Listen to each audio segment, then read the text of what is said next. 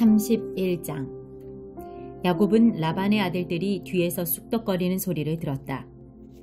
야곱이 우리 아버지 재산을 이용해서 자기 일속만 차리는데 우리 아버지는 손해만 보고 있다. 동시에 야곱은 라반의 태도가 달라졌다는 것도 알게 되었다. 자신을 대하는 태도가 전과 같지 않았던 것이다. 그때 하나님께서 야곱에게 말씀하셨다. 내가 태어난 고향으로 돌아가거라. 내가 너와 함께 가겠다. 야곱은 라헬과 레아에게 기별하여 그의 가축대가 있는 들에서 만나자고 했다. 야곱이 말했다. 내가 보니 그대들의 아버지가 나를 대하는 태도가 달라졌소. 나를 예전처럼 대해주시지 않소. 그러나 내 아버지 하나님께서는 변함이 없으셔서 지금도 나와 함께하고 계시오. 내가 그대들의 아버지를 위해 얼마나 열심히 일했는지는 그대들이 잘 알 것이오. 그런데도 그대들의 아버지는 몇 번이나 되풀이하여 나를 속이고 내 품삯도 번번이 바꿔 셈했소. 그러나 하나님께서는 그대들의 아버지가 내게 해를 입히지 못하게 하셨소. 그대들의 아버지가 얼룩진 것이 자네의 품삯이 될 것이네 하고 말하면 온 가축이 얼룩진 양과 새끼를 낳았고, 그대들의 아버지가 이제부터는 줄무늬 있는 것이 자네의 품삯이 될 것이네 하고 말하면 온 가축이 줄무늬 있는 새끼를 낳았소. 하나님께서는 몇 번이고 그대들 아버지의 가축을 이용해서 내게 갚아주셨소. 일찍이 가축들이 짝짓기를 하던 때 나는 꿈에 줄무늬가 있고 얼룩지고 점이 있는 순염소들이 암염소들에 올라타는 것을 보았소. 그 꿈에서 하나님의 천사가 야곱아 하고 나를 불렀소. 나는 예 하고 대답했소. 그 천사가 이렇게 말했소. 잘 보아라.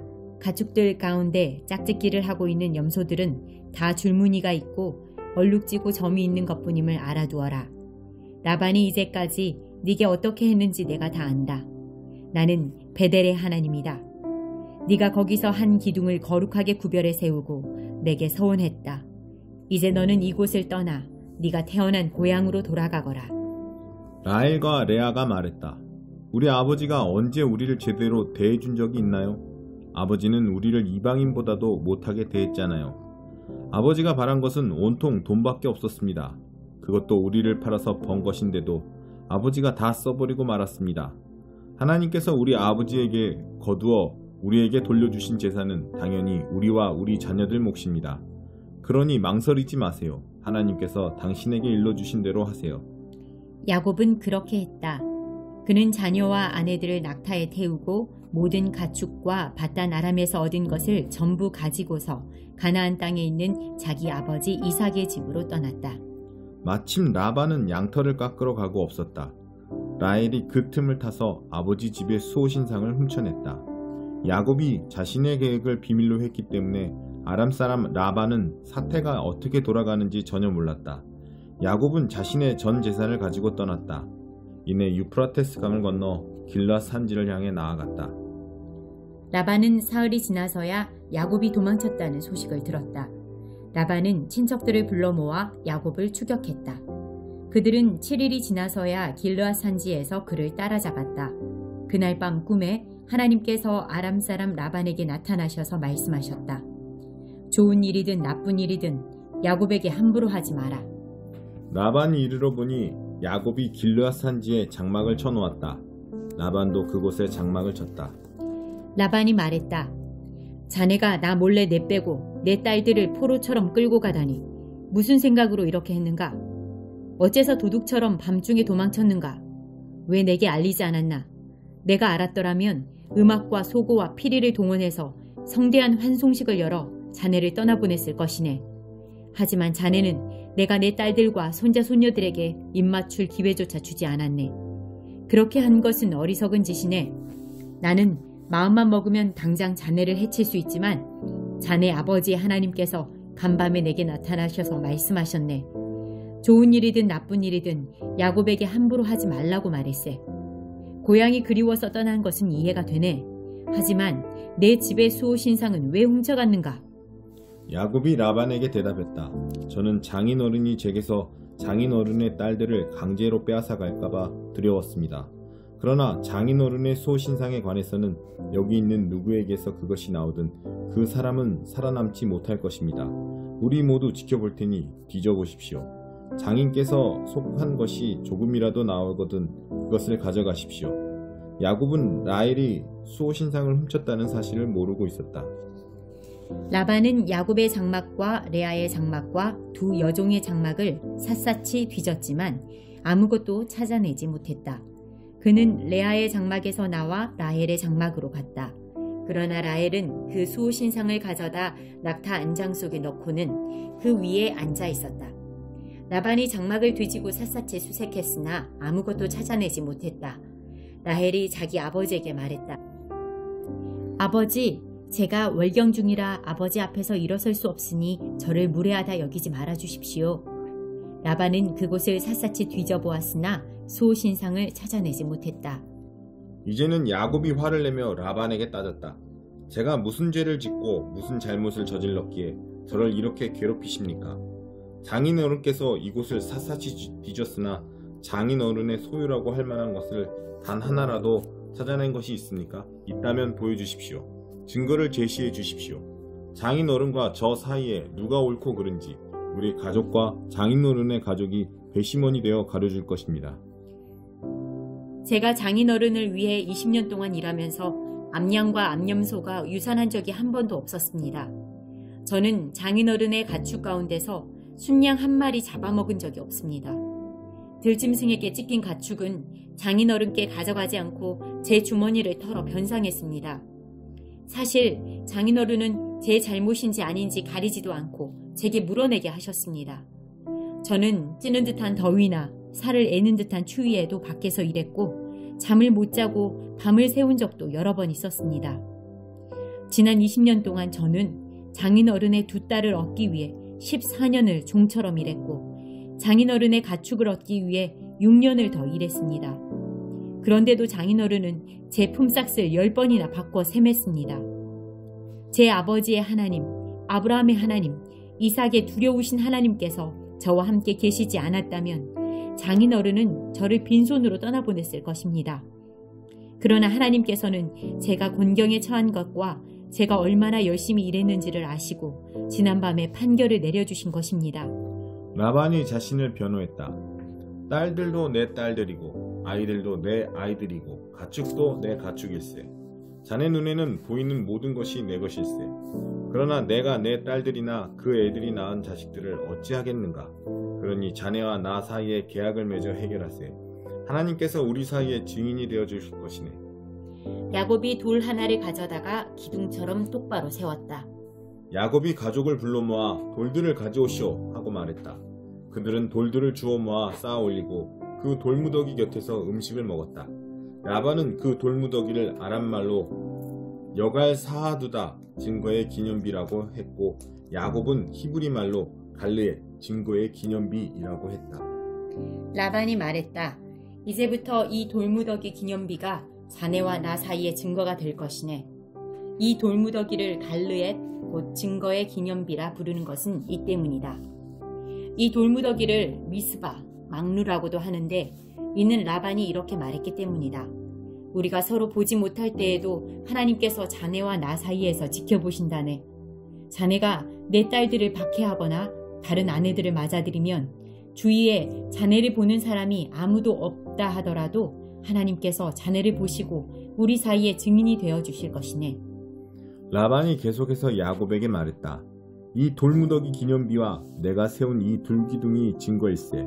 내가 이 선을 넘어가 자네를 해치지 않고 자네도 이 선을 넘어와 나를 해치지 않겠다는 증거 말일세.